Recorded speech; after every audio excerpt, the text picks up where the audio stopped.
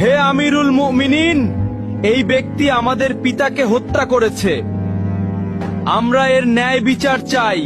আমরা প্রাণের বদলে প্রাণ চাই।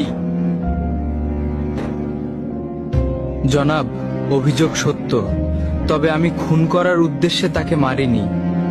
আমার প্রিয় উটটি তাদের বাগানের পাতা খেয়ে ফেলায় বৃদ্ধ পাথর মেরে উটটিকে হত্যা করেন।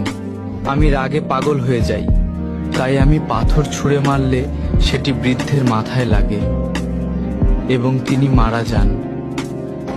আমি ইচ্ছা করে তাকে হত্যা করিনি জনাব। তুমি নিজের ইচ্ছায় হত্যা করো বা না করো, ইসলামের বিধান অনুযায়ী তোমাকে মৃত্যুদণ্ড গ্রহণ করতে হবে।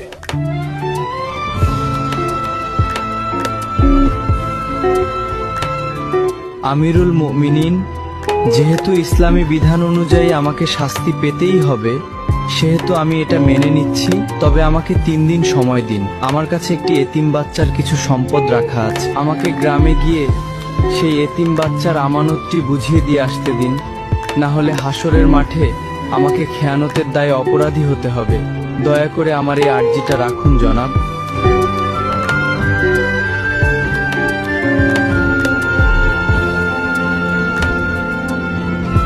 ঠিক আছে, আমি তোমাকে ছেড়ে দিতে পারি, কিন্তু শর্ত হলো কাউকে তোমার জামিনদার হতে হবে। তুমি ফিরে না এলে তাকেই তোমার বদলে মৃত্যুদণ্ড দেওয়া হবে।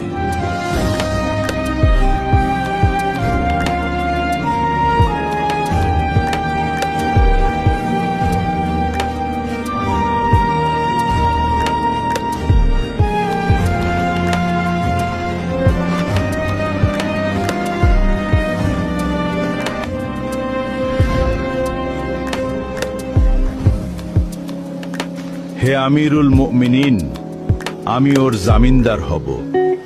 ও যদি না আসে, আপনি আমাকেই শাস্তি দেবেন। ঠিক আছে, মঞ্জুর করা হলো।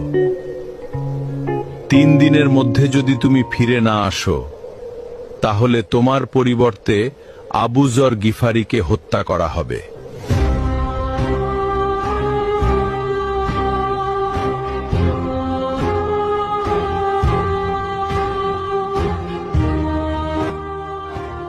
ভাবতেই অবাক লাগছে, সম্পূর্ণ অচেনা একজন মানুষের জন্য আবু যরনের মতো এমন মহান সাহাবী নিজের জীবন বিপদে ফেলে দিলেন। আল্লাহ না করুন ওই বেদুইন যুবক যদি আজ ফিরে না আসে, তবে আমাদের মাঝ থেকে এমন একজন শ্রেষ্ঠ মানুষের প্রাণ চলে যাবে। কি যে হবে আজ!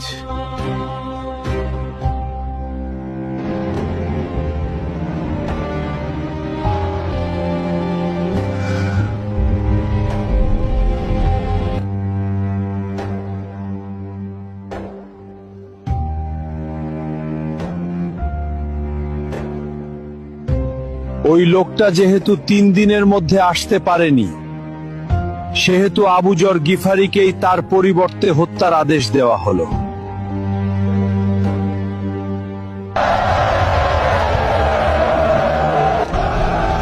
থামুন, সে ফিরে এসেছে।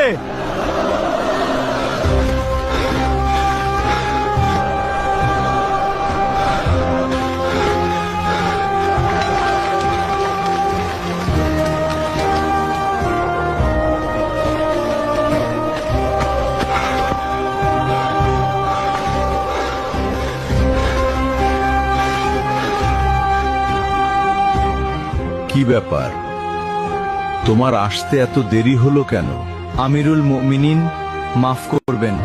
রাস্তায় যদি আমার ঘোড়া পায়ে ব্যথা না পেত, তবে যথাসময়ে আসতে পারতাম। বাড়িতে গিয়ে আমি একটুও দেরি করিনি। বাড়ি পৌঁছে গচ্ছিত আমানত ও ঋণ পরিশোধ করি।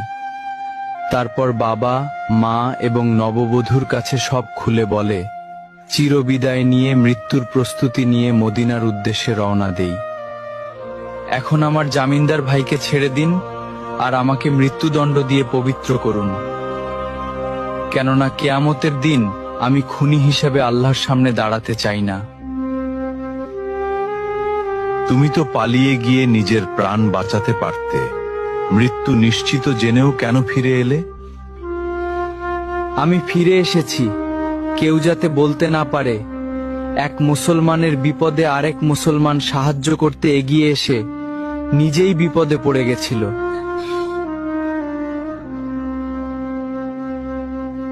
আর আপনি কেন এই অপরিচিত লোকের জন্য নিজের জীবন বাজি রাখলেন? আমিরুল মুমিনিন, কেউ যেন বলতে না পারে এক মুসলমান বিপদে পড়েছিল অথচ কেউ তাকে সাহায্য করতে এগিয়ে আসেনি।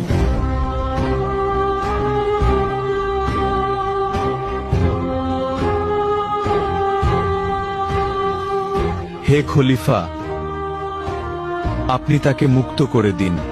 আমরা তার উপর করা অভিযোগ তুলে নিলাম। কেন?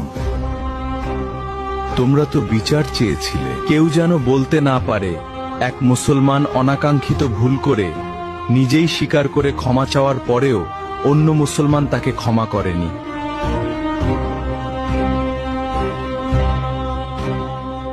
আজ তোমরা প্রমাণ করলে এই উম্মাহার বুক থেকে ওয়াদা পালন, একে অপরের প্রতি বিশ্বাস এবং ক্ষমার গুণ হারিয়ে যায়নি। জেনে রাখো, যেখানে বিশ্বাস এবং ক্ষমা থাকে সেখানে আল্লাহর রহমত সবচেয়ে বেশি বর্ষিত হয়।